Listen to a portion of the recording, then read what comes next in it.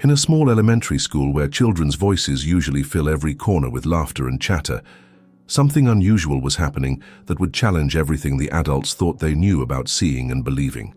A young student had begun displaying behavior that seemed innocent enough on the surface, but would soon uncover a mystery that had been hiding in plain sight for months. The child's persistent claims about what others couldn't see would force the school's leadership to question whether the building they thought was secure had actually been compromised in ways they never imagined possible. Mrs. Rodriguez had been teaching kindergarten for 15 years, and she prided herself on noticing the small details that other adults might miss. That's why Marcus Patterson's behavior caught her attention on that crisp October morning. 6-year-old Marcus sat in the reading circle with 19 other children, his small hand raised tentatively in the air, while Mrs. Rodriguez read from a picture book about friendly monsters. But instead of looking at the colorful illustrations she was showing the class, Marcus kept glancing toward the back corner of the room. "Yes, Marcus," Mrs. Rodriguez asked, pausing mid-sentence. "The sad lady is back?" Marcus whispered, his brown eyes wide with concern. "She's sitting in the chair again." Mrs. Rodriguez followed his gaze to the small plastic chair she kept in the corner, the one she used when she needed to have quiet conversations with children who were having difficult days.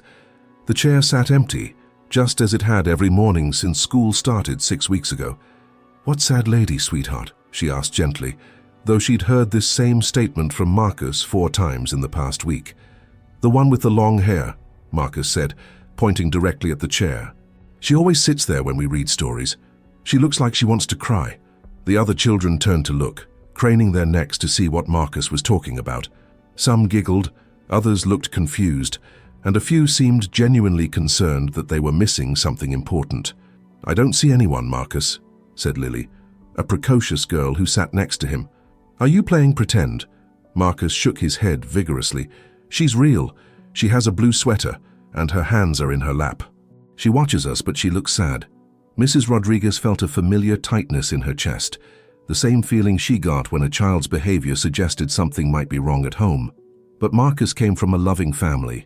His parents, David and Jennifer Patterson, were involved in his education and showed no signs of the kind of stress that might cause a child to create imaginary companions for comfort. "Can you tell me more about this lady, Mrs.?" Rodriguez asked, kneeling down to Marcus's eye level. "She comes every day when we do reading time," Marcus explained matter-of-factly. "Sometimes she moves her hands like she wants to clap, but she doesn't make noise. And sometimes she looks like she might stand up, but then she sits back down really fast." The description was oddly specific for a 6-year-old's imagination. Mrs. Rodriguez made a mental note to discuss this with the school counselor. "Okay, Marcus. Thank you for telling me," she said. "Now shall we continue with our story?" But as she resumed reading, Mrs. Rodriguez found herself glancing at the empty chair every few minutes. Marcus continued to look in that direction too, occasionally offering small waves that went unacknowledged by anyone visible. During lunch, Mrs. Rodriguez sought out Janet Williams, the principal of Meadowbrook Elementary. Principal Williams had been leading the school for 8 years and had developed a reputation for taking every child's concerns seriously, no matter how unusual they seemed. "It's been going on for about a week now," Mrs. Rodriguez explained as they sat in the faculty lounge. "Every single day during story time, Marcus insists there's a woman sitting in that corner chair. The descriptions are consistent: long hair, blue sweater, looks sad. He waves at her, talks about her as if she's absolutely real." Principal Williams stirred her coffee thoughtfully. "Has he mentioned seeing her anywhere else in the building?" "No, just during story time in my classroom. And it's always the same chair." Mrs. Rodriguez paused. "Janet, I've seen children create imaginary friends before, but this feels different. Marcus isn't playing with this person or having conversations. He's observing her, like she's really there." "What's his home situation like?" "Stable. Both parents work. Dad's an accountant, Mum's a nurse at the county hospital. They're engaged with his education, no recent family changes or traumas that I'm aware of. Marcus is generally a well-adjusted kid." Principal Williams nodded slowly. She'd learned over the years that children sometimes perceived things adults missed, though usually those things had logical explanations. "I think I'll pay a visit to your classroom tomorrow during story time," she said. "And maybe we should have Counselor Thompson chat with Marcus just to make sure everything's okay at home." The next morning, Principal Williams slipped quietly into Mrs. Rodriguez's classroom, just as the children were settling into their reading circle.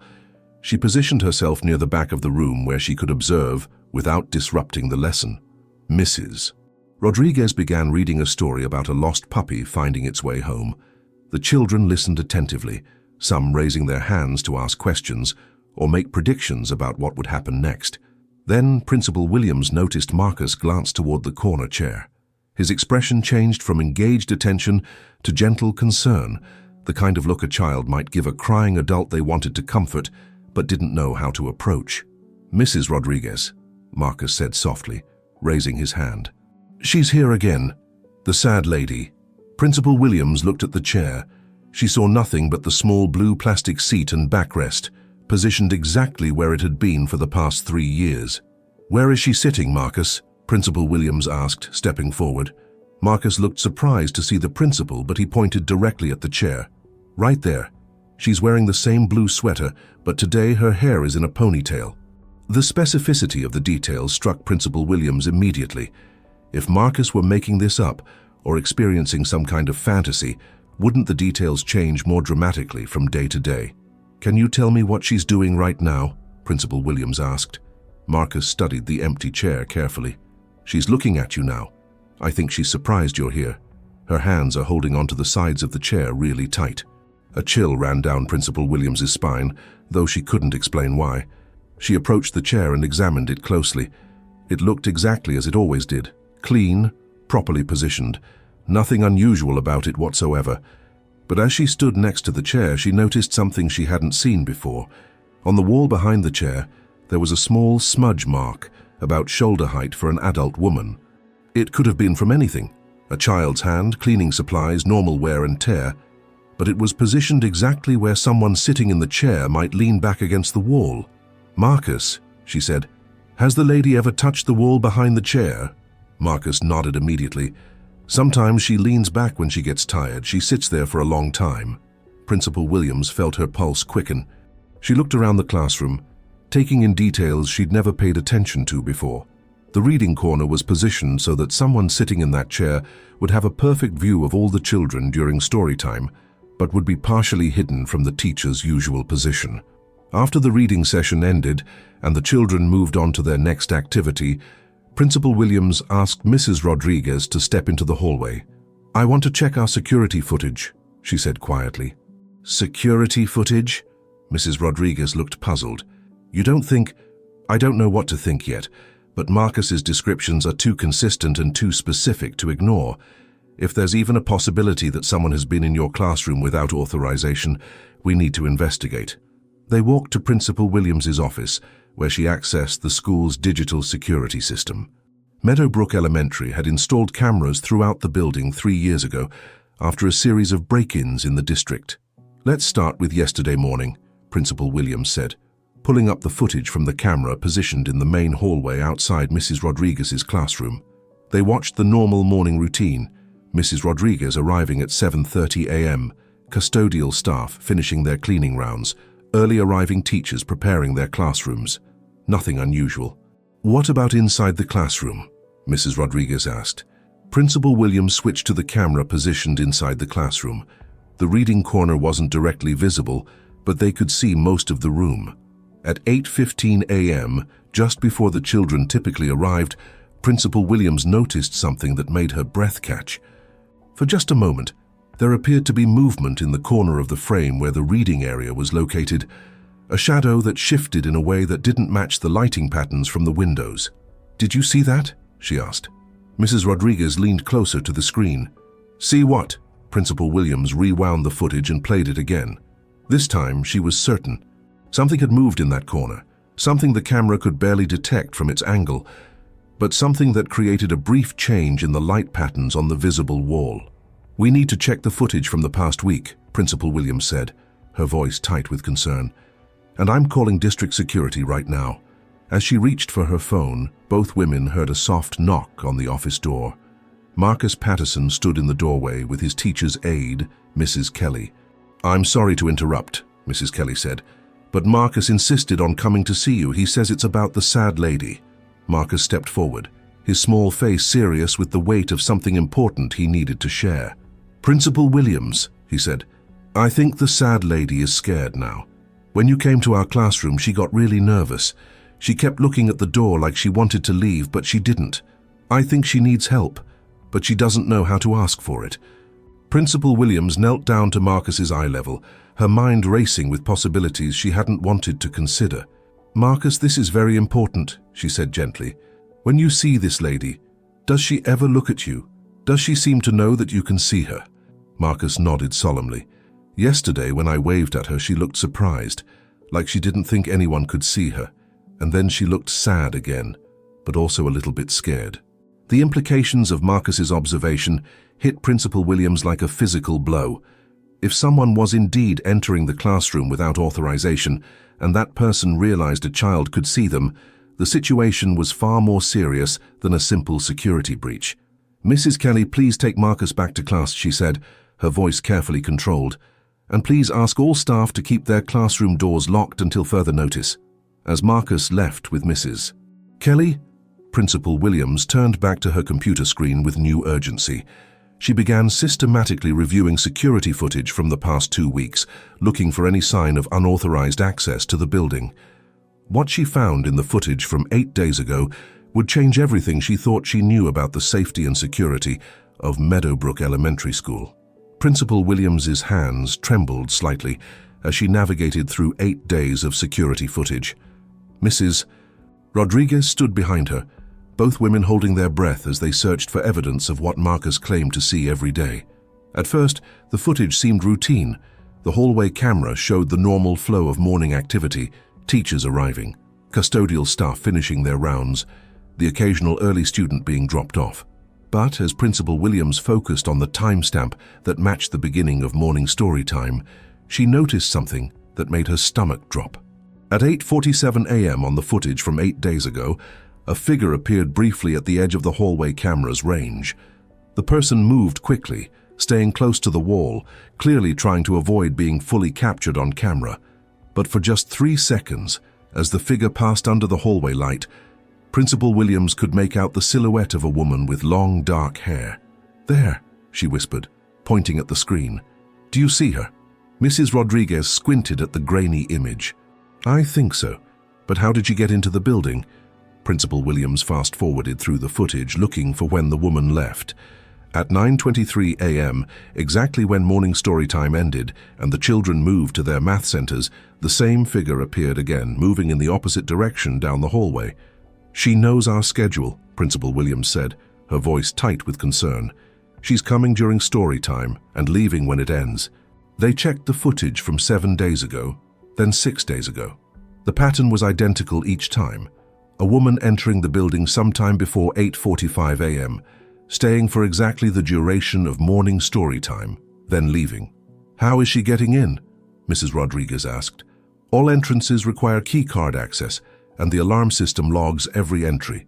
Principal Williams pulled up the building's electronic access log for the same time periods. According to the system, no unauthorized entries had occurred. Every logged access belonged to staff members or authorized personnel. "Either she has a valid keycard," Principal Williams said slowly, "or she's found another way in." She switched to the camera that covered the main entrance. During the time frame when the woman should have entered, the footage showed only normal morning arrivals. Teachers swiping their cards, custodial staff propping doors open briefly while bringing in supplies. "Wait," Mrs. Rodriguez said, pointing at the screen. "Go back to yesterday's footage at 8:42 a.m. Principal Williams rewound the video. At 8:42 a.m., Mr. Henderson, the head custodian, propped open the main entrance door while wheeling in a cart of cleaning supplies. The door remained open for approximately 90 seconds while he maneuvered the cart inside. And at 8:43 a.m., just as Mr. Henderson disappeared down the hallway with his cart, a shadow moved quickly past the open doorway. It was so brief and subtle that it would have been easy to miss. But once Principal Williams knew to look for it, the movement was unmistakable. "She's been watching our routines," Principal Williams said. "She knows exactly when that door will be propped open, and she's timing her entries to coincide with it." The realization that someone had been studying their daily patterns for weeks was deeply unsettling. This wasn't a random intruder or someone who had accidentally gained access to the building. This was someone who had been deliberately and methodically planning these visits. Principal Williams immediately called the district's security coordinator, Tom Bradley, who arrived at the school within 30 minutes. While they waited for him, she and Mrs. Rodriguez continued reviewing footage, documenting each instance they could find of the unauthorized visitor. The woman appeared to be in her 30s, with long dark hair that she sometimes wore down and sometimes pulled back. She consistently wore dark clothing, often what appeared to be a blue sweater, just as Marcus had described. Most importantly, her movements were careful and deliberate, suggesting she was familiar with the building's layout. "This has been going on for at least 2 weeks," Principal Williams told Tom Bradley when he arrived. "Possibly longer. We've only checked the past 8 days thoroughly." Tom Bradley was a former police officer who had transitioned into school security after retiring from the force. He viewed the footage with the trained eye of someone who had investigated countless cases of unauthorized access and trespassing. "She definitely knows the building," he said after reviewing several instances. "Look at how confidently she moves through the hallways, and she's avoiding the main camera angles. That takes knowledge of where they're positioned." "What I don't understand," Mrs. Rodriguez said, "is why she would take such a risk just to sit in our classroom during story time. What could she possibly want?" Tom Bradley's expression was grim. "In my experience, when someone goes to these lengths to gain unauthorized access to a school and specifically targets a classroom full of young children, the motivations are rarely innocent." Principal Williams felt her heart race. "You think she means to harm the children?" "I think we can't afford to assume she doesn't," Tom Bradley replied. "The fact that she's been doing this repeatedly at the same time every day suggests she's building up to something. We need to identify her immediately." They spent the next hour going through personnel files, looking for any current or former employees who matched the woman's general description. The search yielded several possibilities, but nothing definitive. "What about the keycard access?" Principal Williams asked. "You said she might have a valid card. How would she get one?" Tom Bradley pulled up the school's keycard database. "Every card is registered to a specific individual and has a unique identifier. If she's using a card, we can trace exactly whose it is. But when they cross-referenced the access times with card usage, they found something troubling. During each instance when the woman entered the building, legitimate staff members were also accessing various entrances. The system showed normal activity from authorized personnel, but no additional or suspicious card usage. "Either she's not using a card at all," Tom Bradley said, "or she's using one that's registered to someone else." The possibility that a staff member might be involved, either willingly or unknowingly, added another layer of complexity to the situation. Principal Williams made the difficult decision to implement immediate security changes. She sent an email to all staff, requiring that exterior doors remain locked at all times, with no exceptions for propping them open, even briefly. She also scheduled an emergency faculty meeting for that afternoon to discuss the situation without causing panic among parents or students. But first, she wanted to speak with Marcus again. If he had been seeing this woman every day for weeks, he might have observed details that could help identify her. She found Marcus in the library with his class, quietly looking at picture books during their weekly library time. She asked the librarian, Mrs. Patterson, if she could speak with Marcus privately. "Marcus," she said, kneeling down beside the reading table where he sat, "I want to ask you some more questions about the sad lady you've been seeing." Marcus looked up from his book, a story about a lost kitten, and nodded seriously. "You said she has long hair. Can you tell me what color it is?" "It's brown, like chocolate," Marcus said immediately. "Sometimes she wears it down, and sometimes she puts it up with a rubber band." "That's very observant of you. What about her clothes? You mentioned a blue sweater." "She wears it almost every day. It looks soft, like the one my mum wears when she's cold. And she has black pants." Principal Williams made mental notes of each detail. "Marcus, does the sad lady ever do anything besides sit in the chair? Does she move around the room?" Marcus thought carefully before answering. "She always sits down right when Mrs. Rodriguez starts reading. But before that, sometimes I see her walking around the back of the room, looking at our artwork on the walls." This was new information. If the woman was moving around the classroom before story time began, she was spending more time in the room than they had initially thought. "Does she touch anything?" Does she pick up any of your artwork or books? No, she just looks. But sometimes she stops at Tommy's desk and looks at his drawings for a long time. Tommy draws really good pictures of houses and families. Principal Williams felt another chill. The woman wasn't just observing the children during story time. She was examining their personal work, their drawings of their homes and families. Marcus, this is very important. Has the sad lady ever tried to talk to you or any of the other children? Marcus shook his head. She never makes any noise. But yesterday, when you came to our classroom, she looked really scared. After you left, she got up from the chair and walked to the window. She stood there for a long time, looking outside. Which window did she look out of? The one that looks at the playground. She kept looking back and forth between the playground and the door, like she was trying to decide something. The window Marcus described faced the school's main parking lot and the pickup area where parents waited for their children at dismissal time. If the woman had been looking between the playground and the door while appearing agitated, she might have been considering whether to leave or to move to a different part of the building. "Thank you for telling me all of this, Marcus," Principal Williams said. "You've been very helpful. If you see the sad lady again, I want you to raise your hand right away and tell Mrs. Rodriguez, okay?" Marcus nodded solemnly. "Is the sad lady in trouble?" Principal Williams chose her words carefully. "We just want to make sure everyone in our school is safe, including the sad lady. Sometimes when people are sad, they need help from grown-ups who know how to help them feel better." As she walked back to her office, Principal Williams realized they were dealing with something far more complex than a simple security breach. The woman's behavior suggested someone who was desperate to be around children but was afraid of being discovered. Her focus on the children's artwork, her consistent attendance during story time, and her apparent emotional distress all painted a picture of someone with a deep connection to or longing for the world of childhood. But regardless of her motivations, the woman's presence posed a potential threat that couldn't be ignored. Principal Williams called Tom Bradley with the new information Marcus had provided. "She's been in that classroom longer than we thought," she told him. "According to Marcus, she walks around looking at the children's artwork before sitting down for story time. And yesterday, when I showed up unexpectedly, she became agitated and spent time looking out the window toward the parking lot. That suggests she has an escape plan," Tom Bradley said. "She's thought through how to leave quickly if she needs to. We need to set up surveillance tomorrow morning and catch her in the act. What if she realizes we're onto her and stops coming? Then we've solved the immediate problem, but we still won't know who she is or what her ultimate intentions were. I'd rather catch her and get answers."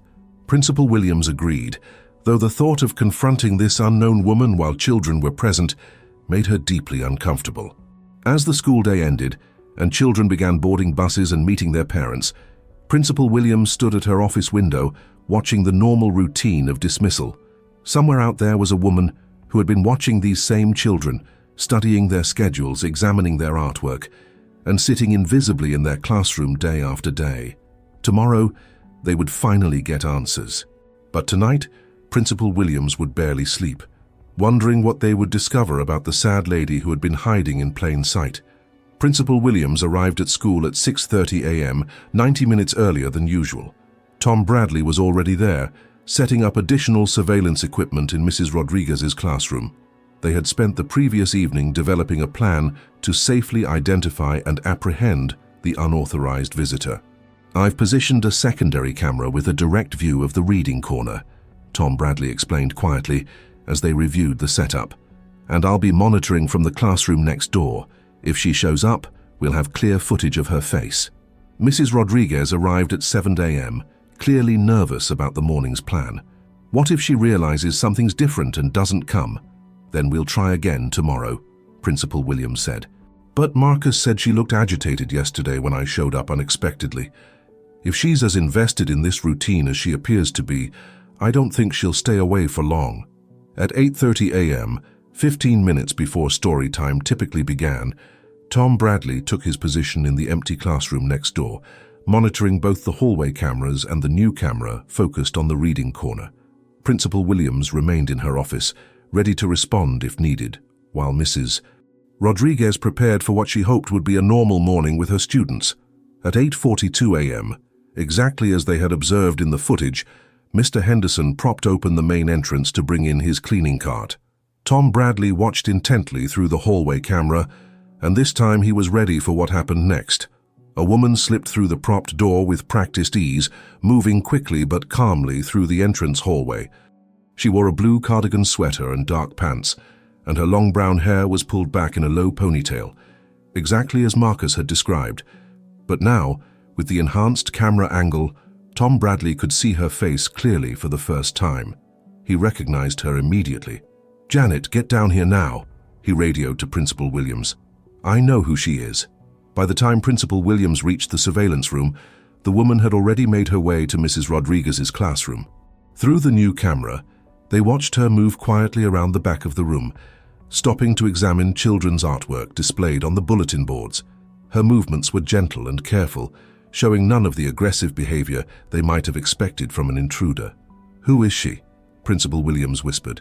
"Sarah Chen," Tom Bradley said grimly. "She used to work here." The name hit Principal Williams like a physical blow. Sarah Chen had been a teacher's aide at Meadowbrook Elementary 2 years ago.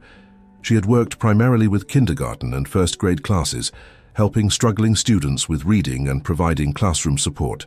Sarah had been quietly dismissed in the middle of the school year, following what the district had described as concerning behavioral patterns. Principal Williams had been new to her position at the time and had trusted the district's decision without investigating the details thoroughly.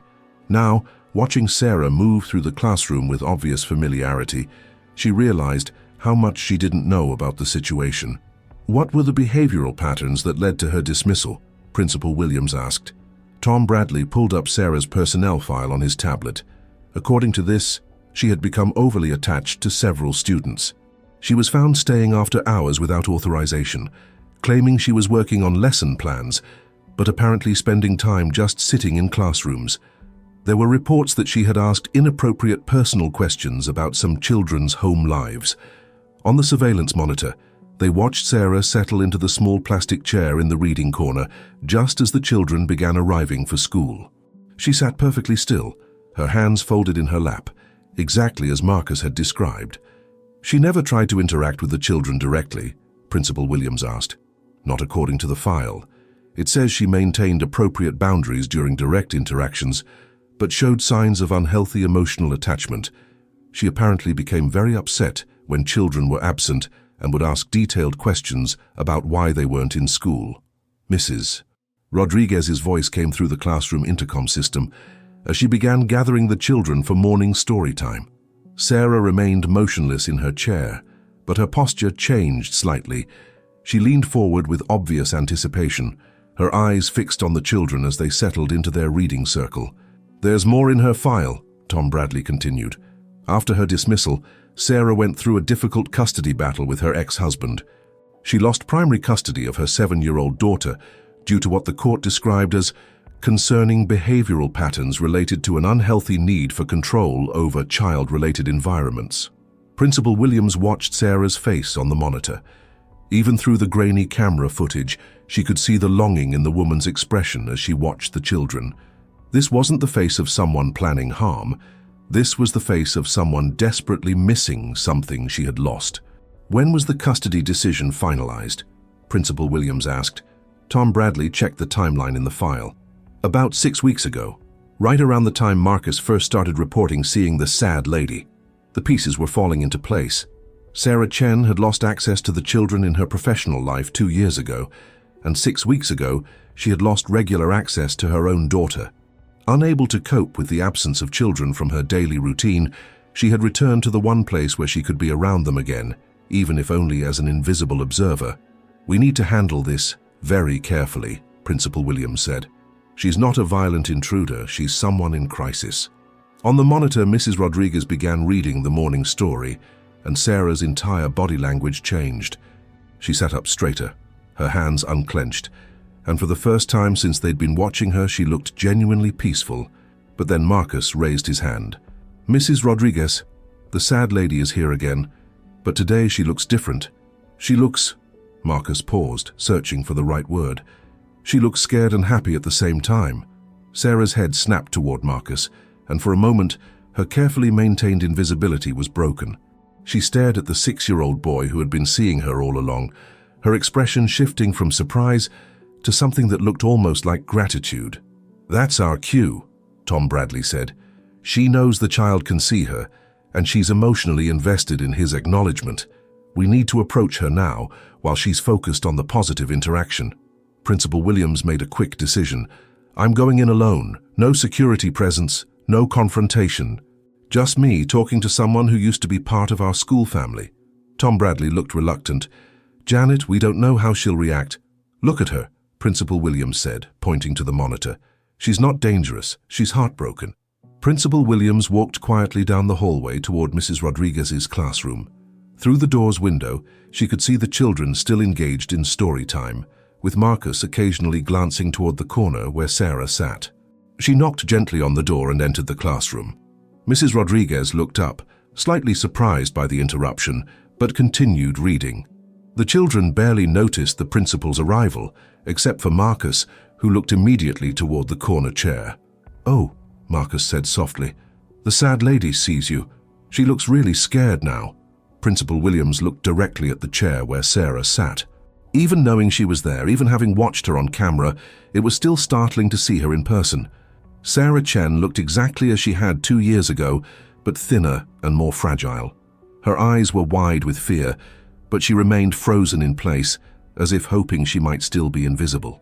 "Hello, Sarah," Principal Williams said gently. The sound of her name broke whatever spell had been keeping Sarah motionless. She stood up quickly, her chair scraping against the floor, the first sound she had made during any of her visits.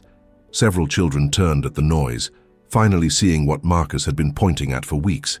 "There she is," Lily exclaimed. "Marcus was right, there really is a lady." Mrs. Rodriguez stopped reading, clearly unsure how to handle the situation with 20 young children watching. "It's okay, everyone," Principal Williams said calmly. "Mrs. Rodriguez, could you please continue with story time? Sarah and I are going to step outside and talk." Sarah looked like she might run, her eyes darting between the door and the window. But then Marcus spoke up. "Are you okay, sad lady?" he asked, with the genuine concern that only children possess. "You always look like you need a hug." Tears began streaming down Sarah's face. She looked at Marcus, then at all the other children who were now staring at her with curiosity rather than fear. Sarah started, then stopped. Her voice was barely above a whisper. "I didn't mean to scare anyone. I missed being around children so much." Principal Williams stepped closer, her voice remaining gentle. "Sarah, let's go to my office where we can talk privately. No one's in trouble here. We just want to understand what's been happening." Sarah nodded reluctantly, wiping tears from her cheeks. As they walked toward the door, Marcus called out again. "Will you come back and visit when you're feeling better?" Sarah turned back to look at the little boy, who had been the only one to see her, the only one to acknowledge her presence during the weeks when she felt completely invisible to the world. "I don't know, sweetie," she said softly, "but thank you for noticing me." In Principal Williams's office, Sarah Chen broke down completely. The story that emerged over the next hour was one of profound loss, poor decisions, and a desperate attempt to feel connected to the world of children that had defined her sense of purpose. "After I lost custody of Emma, I didn't know what to do with myself," Sarah explained between tears. "My whole life has been about working with kids, and suddenly I had no access to children at all. Not professionally, not personally. I felt like I had disappeared." "How did you get into the building?" Principal Williams asked. Sarah reached into her purse and pulled out a key card. "I never returned it when I was dismissed. I know I should have, but I kept it as, I don't know, a reminder of when I was happy. I never planned to use it." "But you did use it." "The first time was an accident.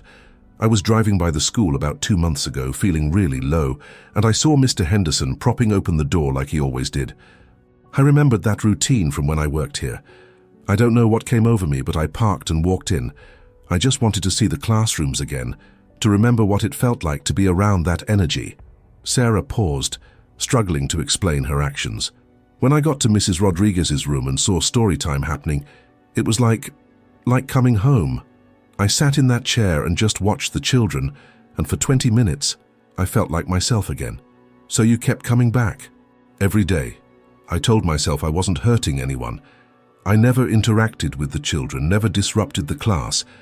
I just sat there and remembered what it felt like to be around their innocence and joy. Principal Williams felt a mixture of sympathy and concern. Sarah, what you've been doing is trespassing. It's illegal and it's a serious violation of school security. I know, Sarah whispered. I know it was wrong. But I was so lonely and so sad, and sitting in that room was the only time I felt human anymore. What about your daughter? When do you see Emma? Sarah's face crumpled. Every other weekend and one evening a week. But her father has convinced her that I'm not stable. She barely talks to me during our visits. She's only 7, but she's already pulling away from me. The full picture of Sarah's situation became clear. A woman who had built her identity around caring for children had lost that role professionally, then lost regular access to her own child personally. In her desperation to feel connected to the world that had given her purpose, she had made the profound error in judgment of returning to her former workplace as an unauthorized observer. Sarah, I need you to understand something, Principal Williams said. Regardless of your intentions, your presence in that classroom could have been seen as threatening. Parents trust us to keep their children safe, and unknown adults with unauthorized access represent a potential danger. I would never hurt a child, Sarah said firmly. Never. I love children. That's why I became a teacher's aide in the first place. I believe you, Principal Williams said, but love doesn't always manifest in healthy ways. Your attachment to the students here 2 years ago was concerning, and now this situation suggests that those patterns haven't been resolved. Sarah was quiet for several minutes, absorbing this feedback. Finally, she looked up at Principal Williams with red-rimmed eyes. What happens now? Are you calling the police? Principal Williams had been asking herself the same question. Sarah had committed a crime by repeatedly trespassing on school property, but she was also clearly someone in crisis who needed help, rather than punishment. I'm going to call Tom Bradley and the district office, and we're going to figure out how to handle this situation in a way that gets you the help you need while ensuring the safety of our students, Principal Williams said. But first, I need you to give me that key card and promise me that you won't try to enter this building again. Sarah handed over the key card without hesitation. I promise. I'm sorry I put the children at risk. That was never my intention. I know it wasn't, but Sarah, you need professional help to work through what you're experiencing. This level of attachment to being around children, especially after losing custody of your own child, suggests you're dealing with some complex emotional issues. I've been seeing a therapist, Sarah said quietly, but it's expensive and my insurance doesn't cover very many sessions. Principal Williams made a note to connect Sarah with community mental health resources that might be more accessible. But first, she needed to address the immediate situation. As Tom Bradley arrived to take Sarah's statement and discuss next steps with the district, Principal Williams found herself thinking about Marcus Patterson, the 6-year-old boy whose persistent observations had uncovered a complex human story hidden within what could have been a simple security breach. Sometimes children saw things adults missed, not because they had better eyesight, but because they approached the world with less cynicism and more willingness to believe in the reality of what they observed. Marcus had seen Sarah Chen not as a potential threat, but as a sad lady who needed acknowledgement and help. In the end, his compassionate observation had led to exactly the right response. Not punishment for Sarah, but understanding and an opportunity for her to get the support she desperately needed. 2 weeks after Sarah Chen's identity was revealed, Principal Williams sat in her office reviewing the comprehensive changes that had been implemented at Meadowbrook Elementary. The incident had prompted not just immediate security updates, but a deeper examination of how the school community supported both its students and the adults who worked with children. Tom Bradley had worked with the district to install additional security cameras and implement new protocols for key card management. All former employees' access cards had been deactivated and collected, and new procedures required that building access be monitored more closely during morning setup routines. But the most significant changes weren't technological, they were human. Sarah Chen had voluntarily entered a comprehensive counseling program through the county's mental health services. Dr. Rebecca Martinez, a therapist who specialized in attachment disorders and family counseling, had taken Sarah's case and was working with her to address the underlying issues that had led to her desperate attempts to remain connected to the world of children. Sarah's situation is more common than people realize. Dr. Martinez had explained to Principal Williams during a follow-up consultation. When someone's entire identity and sense of purpose is tied to caring for children, losing that role, whether professionally or personally, can trigger profound grief and sometimes unhealthy coping mechanisms. The custody arrangement with Sarah's daughter, Emma, was also being re-evaluated. While Sarah's trespassing at the school had initially seemed to support her ex-husband's claims about her instability, her voluntary engagement with mental health services and her honest acknowledgement of her mistakes had impressed the family court mediator. The fact that she recognized her behavior was problematic and sought help immediately when confronted suggests someone who is capable of making better choices with proper support, the mediator had told Dr. Martinez. Principal Williams had also learned more about the circumstances of Sarah's original dismissal from Meadowbrook Elementary. The concerning behavioral patterns that had led to her termination were indeed serious. She had been staying after hours without authorization, keeping detailed notes about students' personal information, and showing signs of what the school psychologist had identified as emotional enmeshment with several children. However, reviewing the file now with more context, Principal Williams realized that Sarah's behavior had been a cry for help that no one had recognized at the time. Instead of offering support or suggesting counseling, the district had simply removed her from the environment, leaving her underlying issues unaddressed. "We failed her 2 years ago," Principal Williams told Dr. Martinez. "We saw the symptoms, but didn't address the cause." The revelation had prompted Principal Williams to work with the district to develop new protocols for supporting employees who showed signs of emotional distress or unhealthy attachment patterns.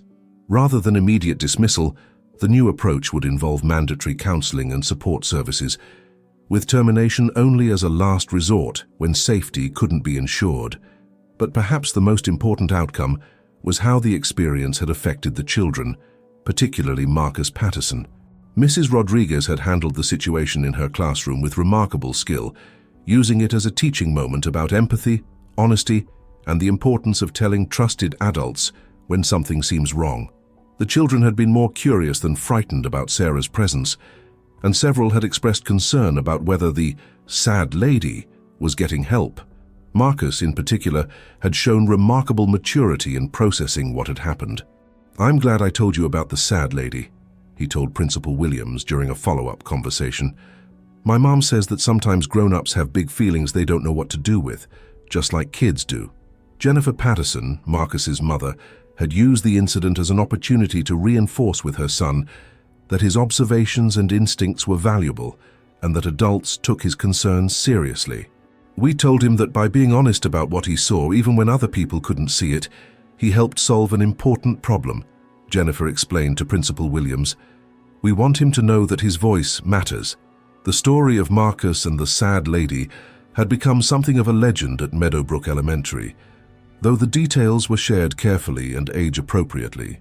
Teachers used it as an example of why children should always feel comfortable reporting unusual observations to trusted adults.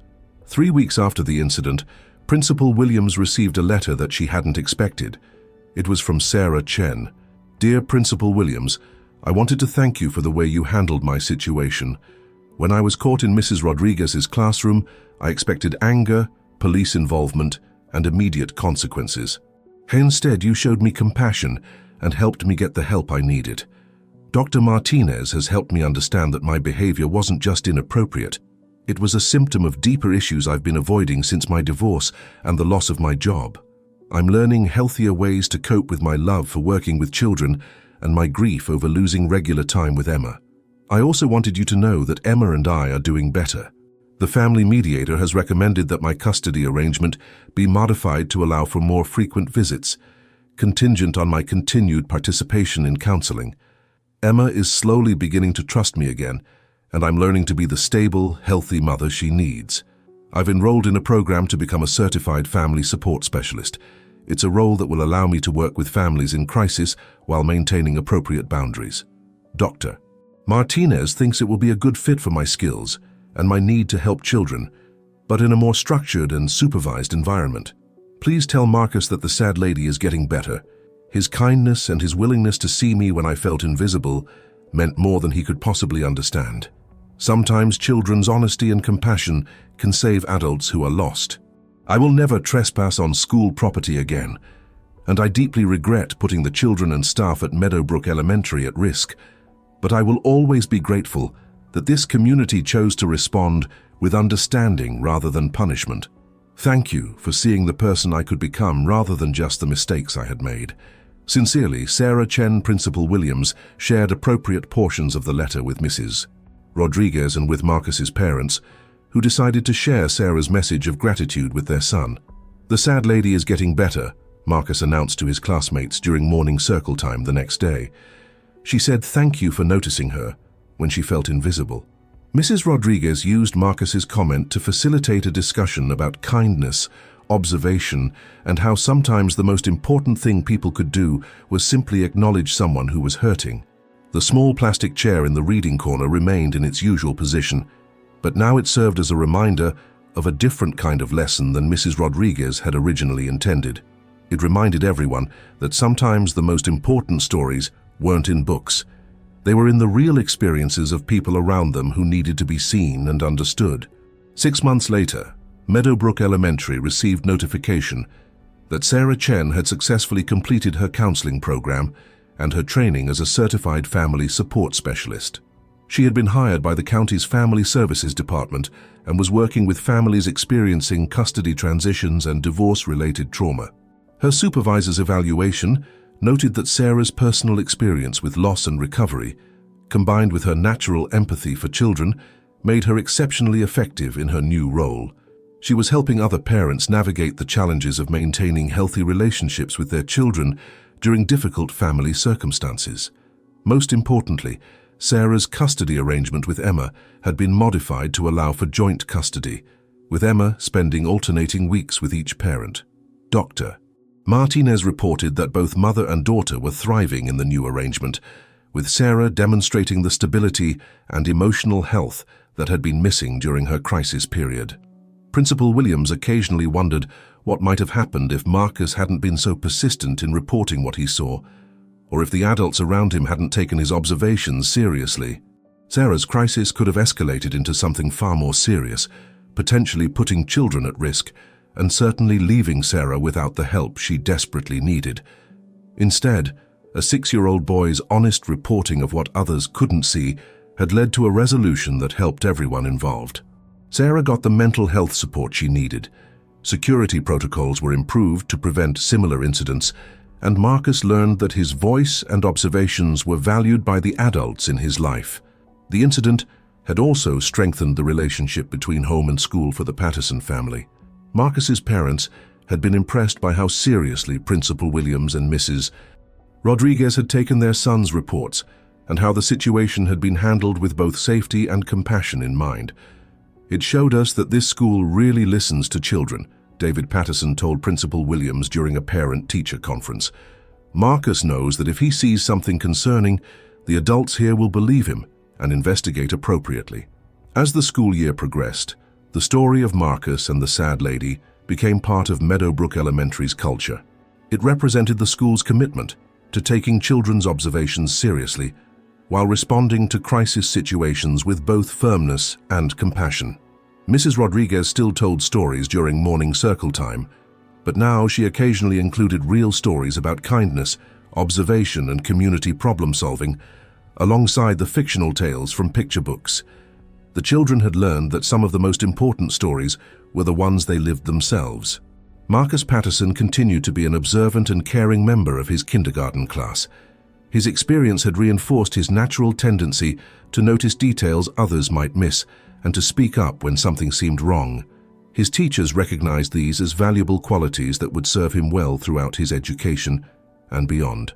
On the last day of school, as Mrs. Rodriguez was packing up her classroom for the summer, she paused at the small plastic chair in the reading corner. She thought about Sarah Chen, who had sat in that chair for weeks while struggling with profound loss and loneliness. She thought about Marcus, whose persistent honesty had uncovered a complex human story hidden within what appeared to be a simple security concern. Most of all, she thought about the lesson the entire experience had taught everyone at Meadowbrook Elementary, that sometimes the most important thing adults could do was listen to children, And sometimes the most important thing anyone could do was see and acknowledge someone who felt invisible. The chair would remain in the reading corner for next year's students, ready to provide a quiet space for anyone who needed a moment of peace during story time. But it would also serve as a reminder that every person, child or adult, deserved to be seen, understood, and helped when they were struggling. As Mrs. Rodriguez turned off the classroom lights and locked the door for the summer, she smiled, thinking about how a 6-year-old boy's simple observation had led to such a profound lesson in community, compassion, and the power of believing in what children see, even when adults cannot see it themselves. The mystery of the sad lady had been solved not through punishment or fear, but through understanding and support. And Marcus Patterson had learned that sometimes the most important job a person could have was simply telling the truth about what they observed, trusting that caring adults would know how to help.